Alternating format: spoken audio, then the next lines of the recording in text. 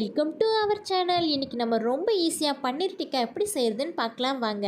தேவையான பொருட்கள்லாம் நான் அரேஞ்ச் பண்ணி வச்சுருக்கேன். நான் ஒரு 3 பேர் சாப்பிட்ற அளவுக்கு தான் பன்னீரை கட் பண்ணி எடுத்து வச்சுருக்கேன். இப்போ அதுக்கு எப்படி மசாலா போடலான்ட்டு நான் உங்களுக்கு சொல்கிறேன்.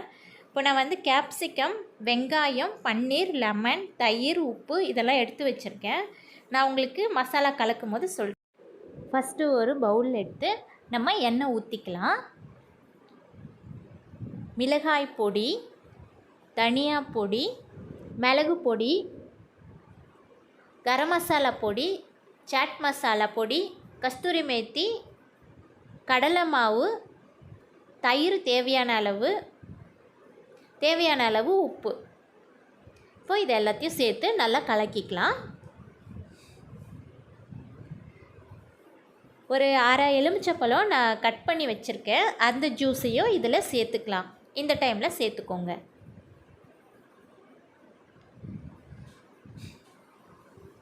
இப்போது நல்லா கலந்துக்கோங்க. இப்போ நம்ம கட் பண்ணி வச்சுருக்கோம் இல்லையா, குடமிளகா, வெங்காயம், பன்னீர், இது எல்லாத்தையும் மசாலாவில் போட்டு நல்லா மிக்ஸ் பண்ணிக்கோங்க.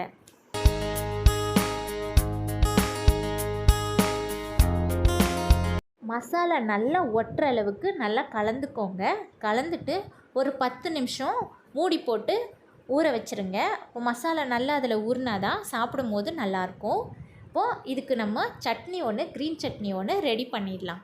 தேவையான பொருட்கள்: கொத்தமல்லி, புதினா, பச்சை மிளகா, லெமன் ஜூஸ், 2 பூண்டு, தயிர். இப்போ இதெல்லாம் சேர்த்து இப்போது நம்ம அரைச்சிக்கலாம். இப்போது சட்னி ரெடி ஆயாச்சு. இப்போது 10 நிமிஷம் ஆயிடுச்சு. நம்ம பன்னீர் நல்லா மசாலாவில் ஊறி இருக்கும். இப்போ இந்த டைம் நம்ம செய்ய ஆரம்பிச்சிடலாம். நான் டிக்கா குச்சியில் தான் இன்றைக்கி நான் செய்ய போகிறேன். இது கடையில் கிடைக்கும், நீங்களும் வாங்கிக்கோங்க. ஃபஸ்ட்டு பன்னீரை நம்ம குச்சியில் சொருகிக்கலாம்.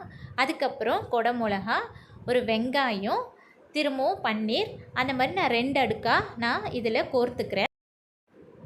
கோர்க்கும் போது நல்லா கேப் விட்டு கோர்த்துக்கோங்க. அப்போ தான் நல்லா வேகும், சாப்பிடவும் நல்லாயிருக்கும். இப்போது இதை நான் ஒரு பிளேட்டில் மாற்றிக்கிறேன்.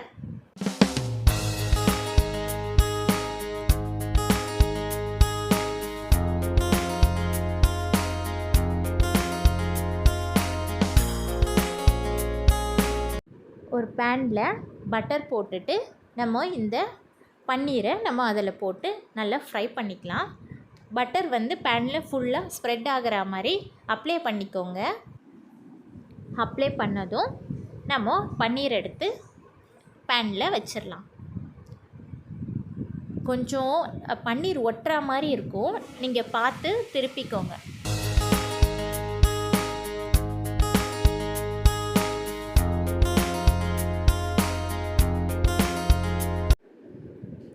இப்போ அந்த பட்டர்லாம் சுற்றி இருக்கும், இது மேலே எடுத்து நான் கொஞ்சம் அப்ளை பண்ணிக்கிறேன். ஸ்டவ்வை ஸ்லோவாக வச்சுட்டு நீங்கள் 4 பக்கமும் திருப்பி திருப்பி விடுங்க. அப்போ தான் நல்லா வேகும், மொறுமொறுன்னு சாப்பிட நல்லாயிருக்கும். இப்போது பன்னீர் டிக்கா ரெடி. இந்த க்ரீன் சட்னியோட நம்ம பன்னீர் டிக்கா சேர்த்து சாப்பிட்டா ரொம்ப நல்லாயிருக்கும். ஃப்ரெண்ட்ஸ், நீங்களும் ட்ரை பண்ணி பார்த்துட்டு எனக்கு கமெண்டில் சொல்லுங்கள். ஃப்ரெண்ட்ஸ், ஒரு ஹம்பிள் ரிக்வெஸ்ட், நம்மளோட வீடியோவை ஃபுல்லாக பாருங்கள், லைக் பண்ணுங்கள், ஷேர் பண்ணுங்கள், சப்ஸ்கிரைப் பண்ணுங்கள். உங்களோட சப்போர்ட் எனக்கு எப்போவுமே வேணும். தேங்க்யூ ஃப்ரெண்ட்ஸ், நீங்களும் ட்ரை பண்ணுங்கள். ஒரு சப்ஸ்கிரைபர் என்னோடய பேர் கேட்டிருந்தீங்க. என்னோடய பேர் வந்து பவித்ரா அஜித் குமார். ஓகே ஃப்ரெண்ட்ஸ், நம்ம நெக்ஸ்ட் வீடியோவில் பார்க்கலாம். Tata, bye bye.